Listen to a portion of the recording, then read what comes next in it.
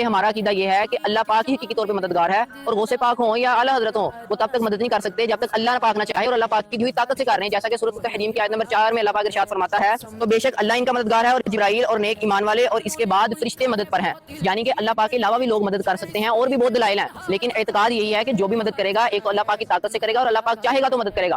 پہلے تو میں ہمارے اس بھائی سے یہ سوال کرنا چاہوں گا، بھائی نے یہ جملہ بولا کہ اعلیٰ حضرت ہو یا غوث پاک ہو، یہ اللہ تبارک و تعالیٰ کی چاہنے سے ہی مدد کرتے ہیں اور کر رہے ہیں، تو میں سوال یہ کرنا چاہتا ہوں کہ آپ کو کیسے معلوم ہوا کہ اللہ تعالیٰ یہ چاہ رہے ہیں کہ تم غوث پاک سے مانگو، اعلیٰ حضرت سے مانگو؟ اب ہمارے یہ بھائی جو سورۃ تحریم کی آیت نمبر 4 پیش کر رہے ہیں اپنے موقف کے استدلال میں، تو میں بتا دوں کہ یہ جو آیت ہے یہ کسی غیر اللہ سے مانگنے کے جواز کے لیے نہیں ہے، بلکہ اس کا ایک بیک گراؤنڈ ہے، وہ یہ ہے کہ حضور صلی اللہ علیہ وسلم عصر کے بعد اپنے تمام ازواج مطہرات کے پاس ملنے جایا کرتے تھے، ان کے ساتھ کچھ ٹائم اسپینڈ کرا کرتے تھے۔ تو ایک مرتبہ حضرت زینب رضی اللہ عنہا کے یہاں پر دیر ہو گئی شہد کا شربت پینے کی وجہ سے، تو حضرت عائشہ رضی اللہ عنہا اور حضرت حفصہ رضی اللہ عنہا نے ایک مشورہ کیا کہ حضور صلی اللہ علیہ وسلم جب تمہارے پاس آئیں گے تو آپ کو یہ بات بولنی ہے کہ اللہ کے رسول آپ کے منہ سے مغافیر کی بو آ رہی ہے، اور میرے پاس آئیں گے تو میں بھی ایسا ہی کہوں گی۔ تو یہ بات انہوں نے آپس میں طے کر لی، تو ان دونوں کو یعنی حضرت عائشہ رضی اللہ عنہا اور حضرت حفصہ رضی اللہ عنہا کو یہ خطاب ہے، وَإِن تَظَاهَرَ عَلَيْهِ فَإِنَّ اللَّهَ هُوَ مَوْلَاهُ وَجِبْرِيلُ وَصَالِحُ الْمُؤْمِنِينَ، کہ اگر تم نے حضور صلی اللہ علیہ وسلم کے خلاف کسی کام میں ایک دوسرے کی مدد کی تو جان لو کہ اللہ، جبریل اور نیک مومنین اللہ کے رسول کے مددگار ہیں۔ تو یہاں وصالح المؤمنین سے صحابہ مراد ہیں، صحابہ رضی اللہ عنہم جو کہ